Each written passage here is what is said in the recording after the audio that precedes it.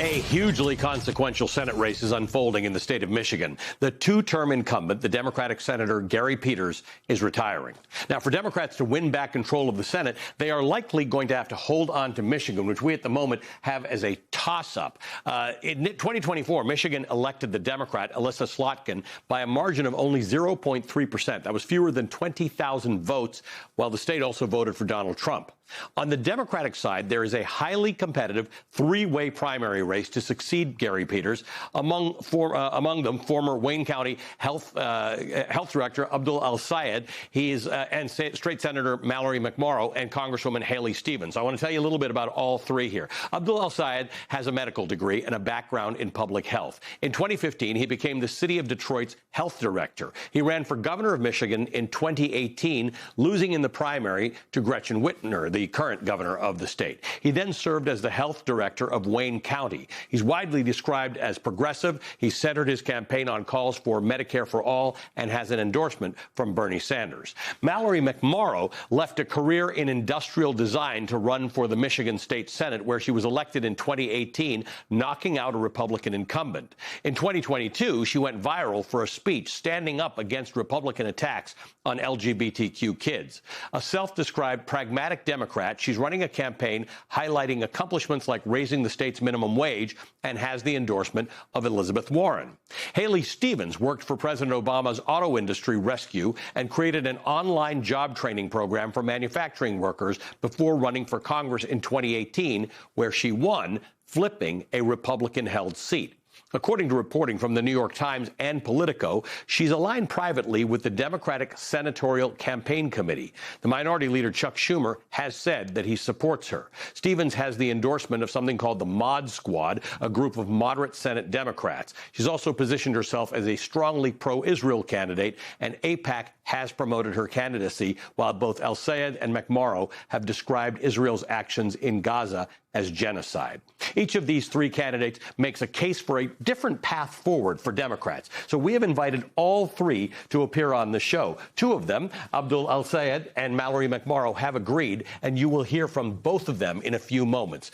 Joining me now is Abdul El-Sayed. Welcome to the show. Thank you for being with us. Thanks so much for having me, Ali. All right. So, I'm looking at the numbers. We've got the state as a toss-up. It's tight. Michigan is a tight race. Every time there's an election there, why do you believe that you're the best chance to keep this in Democratic hands? So Michigan hasn't had a Republican senator since 1994. And right now, we're running against a guy named Mike Rogers. So when I'm the nominee, I'm going to tell you his biggest weakness is the fact that he took 60 votes to raise prescription drug prices, then helped to architect the opioid epidemic, then took a $14 million payout from the pharma industry to become a lobbyist and moved to Florida. This is a guy who could not get the endorsement of Donald Trump until he begged for it at Mar-a-Lago. So he's not well liked by his own party, and he's certainly not liked by the state because he hasn't lived here for a very long time. I'm a guy who rebuilt the health department, led the rebuilding to do things like put glasses on kids, eliminate medical debt, put Narcan in 100 different locations. Who better to prosecute the case against him than me? The other thing I'll tell you is that I've just been clear about what I'm running on. I want to get money out of politics, put money in your pocket, and pass Medicare for all. These are things that are broadly popular across my state because they're the right thing to do. So there are people who argue that these are broadly popular, particularly in a primary. General election voters are a little bit different. There are some who've argued you're too far over to the left, and there are some who argue that you're calling Israel's actions in Gaza genocide, puts you outside of the mainstream of the Democratic Party. Well, I'll tell you this. Everywhere I go, I've been to over 100 different cities, more than 400 public events. I've never met somebody who's like, hey, listen, I just want more money in politics, less money in my pocket, and Medicare for none. The truth of this is that they're actually really quite popular. The problem with it is this, is that too often both Democrats and Republicans, we have these bipartisan consensus around issues that are critical to people's lives because both parties tend to take money from the same corporations that want to rig the system against us. There is nobody that I've met. I've talked to folks who voted for Donald Trump 3 times who come up to me and say, I'm supporting you. And the reason why is they say, you're actually America first. You actually want to make sure that I have health care. You don't take money from the corporations that buy off either side of the aisle. So I actually think these are broad broadly popular. The problem is that we don't test this hypothesis because you get too many people who want to maintain that consensus, who tell you that if you actually run against that consensus, then you can't possibly win. Well, we're going to test that hypothesis in the fall, and I think we're going to show that you can win by big numbers, like especially against a guy like Mike Rogers. So, I love Michigan. I'm there as much as I can be. Well, you're from Canada. I'm from Canada, right. Basically from Michigan. We're basically from Michigan. And one of the things I love about Michigan is that everybody in Michigan understands every issue we're dealing with today, whether it's trade or manufacturing, whatever. It all roads go through Michigan, which means these people are convincible voters by your Republican opponent if you get the nomination, or you. What's the argument? Is it mostly economics? I think it's mostly economics, but it's also the narrative we tell about why the economics have become so frustrating for people. I think you just look at the history of Michigan. Went for Bernie, then it went for Trump. That's 2016. Then it went for Biden, and then it went for Trump. It's either that Michiganders are schizophrenic, but you've been to Michigan. You know Michiganders are pretty steady Eddie type of folks. Yeah. Or it's that they go to the buffet and they don't find what they want. And so my point is this: stop trying to pretend like there's something in the middle. Stop trying to apply this frame that always proves wrong. What people want are politicians who are going to work for them, that remind them that actually things can be better and explain to them why they're not. When both sides of the aisle are bought off by the same corporations or special interests, so that there's a bipartisan consensus on every issue from Israel to trade to healthcare, what are you actually getting?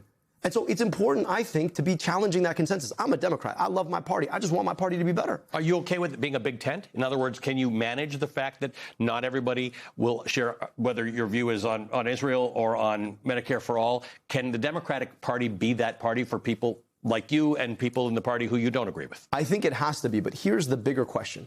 The question is, do you align the tent by putting everybody on the outside of it and going to pander to every side?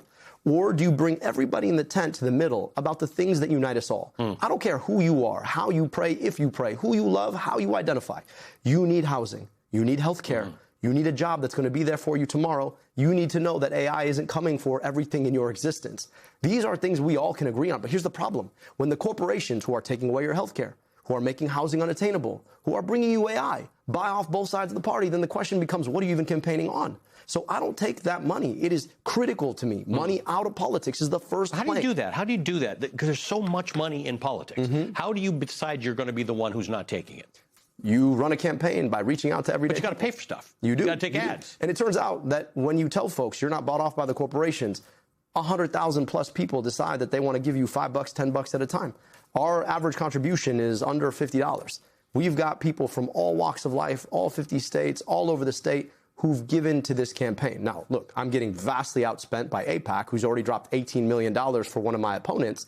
But at the end of the day, I'd take a message over their money any day, because if you got to be corrupted to be the mouthpiece for an organization that tells us that the most important aspect of our foreign policy is to backstop a foreign government or go fight wars that we have no business fighting, I think at some point Michiganders are going to look at you and be like, nope, not that one. Your primary is in August. It's a little late. It gets a bit hot at times. What happens if you don't win? Will you support your ticket? We've got to beat Mike Rogers. Mike Rogers is going to be nothing but an errand boy for Donald Trump. This is a guy who hasn't thought an original thought since probably 1989 or so. And I think we have an opportunity to beat him. Any of us could beat him. But I make the better case in every poll after poll, that I could beat him. Now, it's interesting to me because the establishment of my party seems to oppose me because they say I'm unelectable. Here's the funny thing. The polls suggest otherwise. I think their issue is not that they're afraid I would lose. I think their issue is that they're afraid I would win. And look, I'm coming to change our politics, nothing less. We cannot continue to tell working people that we're on their side if we're taking money from the corporations who are making their lives that much more difficult. Abdul, thanks for taking time to be with us tonight. Thanks for having me. Good to see you. Abdul El-Sayed is the Democratic candidate for Michigan Senate. He's a former local public health official.